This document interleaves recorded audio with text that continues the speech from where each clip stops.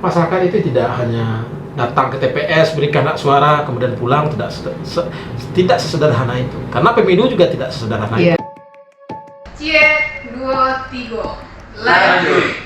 Assalamualaikum warahmatullahi wabarakatuh. Sahabat Bawaslu, bertemu lagi dengan saya, Una Nancy di Carito Basamo, Bawaslu Agam. Kali ini Carito Basamo kehadiran tamu dari Bawaslu Provinsi Sumatera Barat. Telah hadir bersama kita Korbit Pengawasan Hubungan Antar Lembaga Bapak Fifner SHMH. Selamat datang Pak di Carito Basamo, Bawaslu Agam. Selamat datang, Unang. Selamat ketemu bersama kami dan selamat bergabung sahabat Bawaslu semua di channel yang luar biasa ini dan channel yang memberikan pencerahan kepada kita semua, channel yang bisa memberikan berbagai informasi mengenai apa saja yang dilakukan oleh Bawaslu selama menjalani pekerjaannya di 5 tahun atau beberapa tahun terakhir. Ya, Carito Basamo ini sebenarnya konsep yang kita adakan di Bawaslu Agam untuk memberikan informasi dan edukatif terkait dengan kepemiluan, Pak. Yeah. Nah, sehat Pak hari ini? Alhamdulillah, berkat doa kita bersama sehat. Alhamdulillah. Ini kunjungan pertama ya Pak ya di tahun 2022 ke Bawaslu Agam. Iya. Gini Pak, sebenarnya kan kita tahu nih pemilu akan dilaksanakan di 2024. Nah, terakhir Bawaslu itu kan melaksanakan pemilihan Pak di tahun 2020. Nah, sampai dengan saat ini bahasanya kalau kita kan udah ada tahapan. Apa sih sebenarnya yang dilakukan oleh Bawaslu saat ini gitu? Oh ya, begini ya, banyak orang mengatakan bahwa pasca tahapan selesai, itu seakan-akan penyelenggara pemilu itu kehilangan pekerjaan, dalam tanda kutip pengangguran lah, termasuk Bawaslu. Hal ini harus kita bantah sebenarnya bahwa di luar kerja-kerja tahapan yang sangat padat kita lakukan, ada kerja-kerja non tahapan yang mesti kita lakukan. Salah satunya umpamanya undang-undang mengamanahkan kepada KPU bahwa KPU provinsi dan KPU kabupaten kota wajib memelihara daftar pemilih secara berkelanjutan. Ini contohnya salah satu kan. Dan itu harus dilakukan secara berkelanjutan dan itu mesti diawasi oleh Bawaslu kerja-kerja kawan-kawan KPU ini. Selain itu, kita harus selalu memberikan pendidikan politik kepada masyarakat, baik itu masyarakat yang nanti akan menjadi peserta pemilu maupun pemilih pemula dan masyarakat secara keseluruhan, bagaimana kerja-kerja pengawasan itu.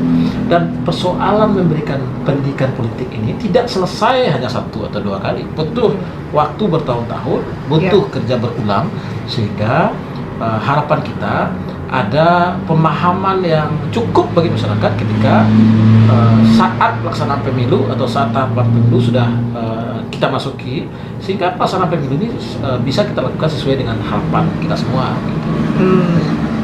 Jadi meskipun tidak ada tahapan, kita akan tetap melakukan pengawasan, pemutakhiran data berkelanjutan, kemudian pendidikan. Nah, itu kan penyelenggara teknis sedang melakukan pemutakhiran data pemilih berkelanjutan ya Pak ya. Nah, Bawaslu itu ngapain sih Pak terhadap pemutakhiran data pemilih ini gitu? Jadi begini Unang, kan tadi saya sampaikan bahwa undang-undang mengatur bahwa KPU provinsi dan kabupaten kota itu wajib melakukan pemeliharaan terhadap daftar pemilih secara berkelanjutan. Nah, ini kemudian diatur lebih teknis oleh dalam peraturan KPU 6 tahun 2021 kemarin. Nah, ini harus kita awasi. Kenapa ini? Apa maksudnya ini daftar pemilih berkelanjutan?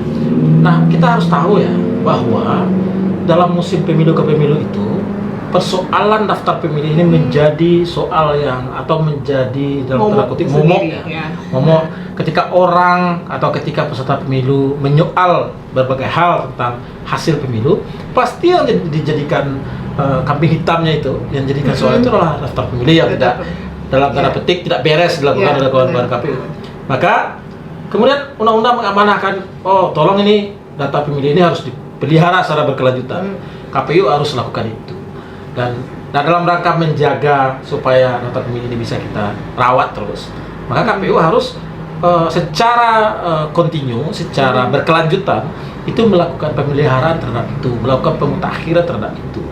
mencoret pemilih yang sudah tidak memenuhi syarat, memasukkan memasukkan pemilih yang sudah memenuhi syarat ke dalam daftar pemilih. Sehingga besok ketika daftar pemilih sementara masuk dalam sebagai bagian dari tahapan, KPU enteng saja dalam melakukan pekerjaan pemutakhiran daftar pemilih, karena pedomannya sudah ada ini. Daftar pemilih berkelanjutan yang telah kita lakukan selama bulan-bulan gitu. Berarti kan Bawaslu-nya melakukan pengawasan. Ya. Nah, teknik-teknik pengawasan seperti apa yang dilakukan oleh Bawaslu gitu, Pak? Ini ya, kalau persoalan bagaimana menghadirkan daftar Ya. pemilih itu supaya menjadi daftar pemilih yang berkualitas, bagus, tidak cukup dilakukan oleh Bawaslu saja. Iya. Maka karena Bawaslu sadar betul dengan itu, selain proses pengawasan yang dilakukan oleh Bawaslu terhadap kerja-kerja pemutakhiran daftar pemilih yang dilakukan oleh kawan-kawan KPU, Bawaslu merasa bahwa ini semua pihak harus dirangkul. Maka KPU melakukan berbagai komunikasi dengan stakeholder terkait, dengan Capil, dengan kepolisian, dengan TNI, dengan pemerintah daerah, termasuk dengan pemerintah terendah, termasuk dengan KPU-nya. Secara persuasif juga kita sampaikan, KPU, Anda punya kewajiban ini. Iya. Udah Anda lakukan belum?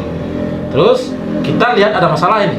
Ada beberapa daftar pemilih yang sebenarnya harus Anda masukkan ke dalam ke dalam daftar pemilih berkelanjutan, tapi belum masuk. Nah, kalau kawan-kawan KPU tidak lakukan itu, kenapa? Apa masalahnya?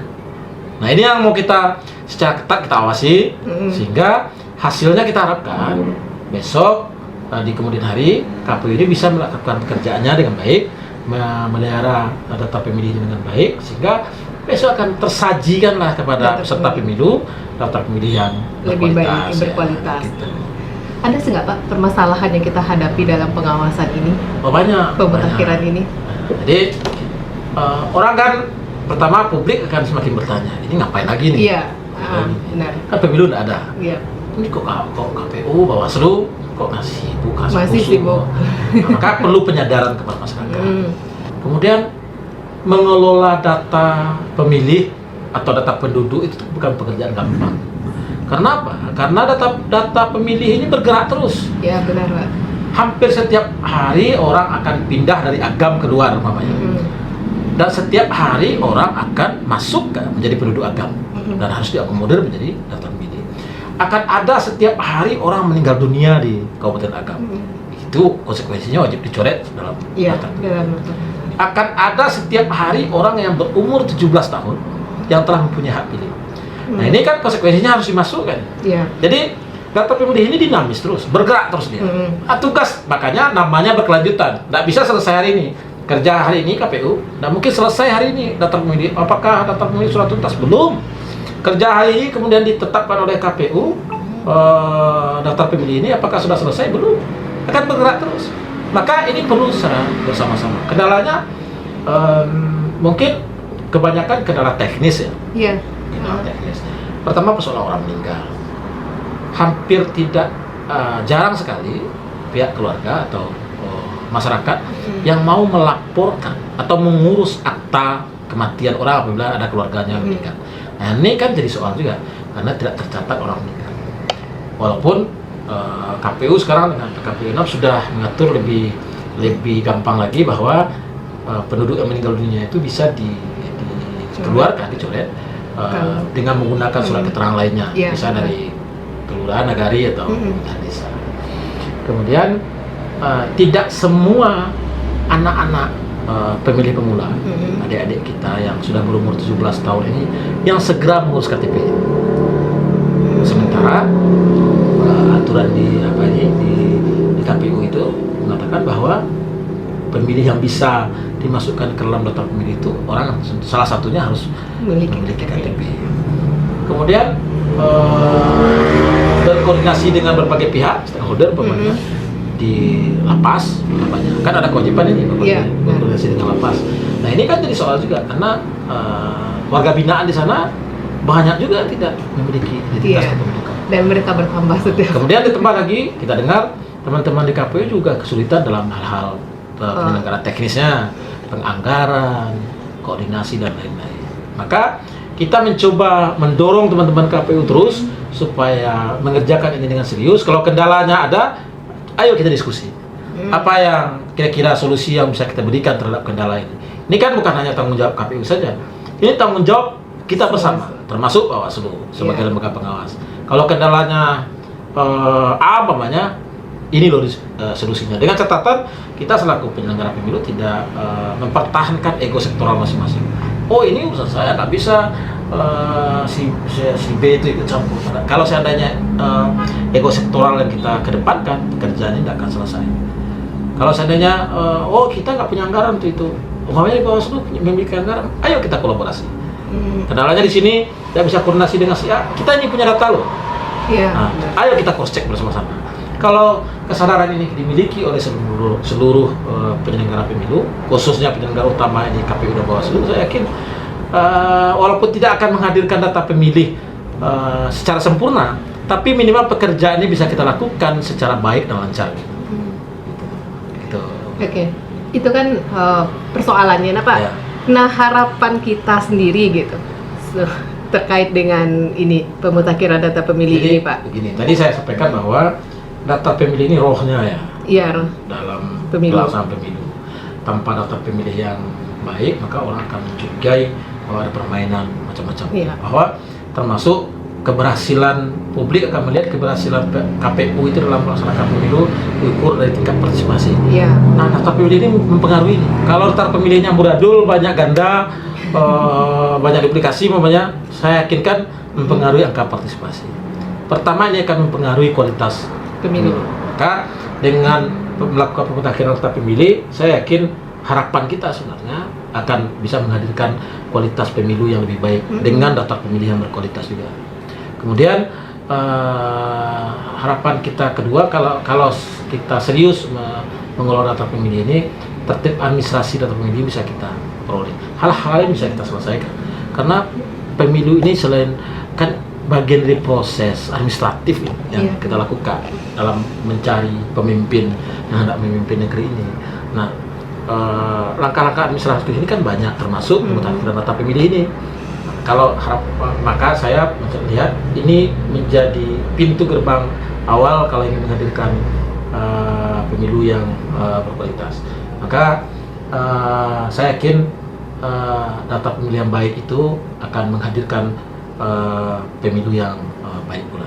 Salah satu indikatornya ya, pemilu yang baik itu akan lahir dari salah satunya dengan menghadirkan data pemilih yang berkualitas dengan baik. Nah, kayak gini Pak, data pemilih pemilu dan sekarang belum ada pendataan seperti pemutakhiran atau coklit biasanya. Nah, sahabat Bawaslu ini kan masih bingung nih Pak. Apa sih yang bisa dilakukan oleh seorang sahabat Bawaslu gitu? Berperannya di dalam pemutakhiran data pemilih ini seperti apa? Jadi begini, dalam pengelolaan data pemilih ini kan KPU itu dapat menerima masukan masyarakat. Ya.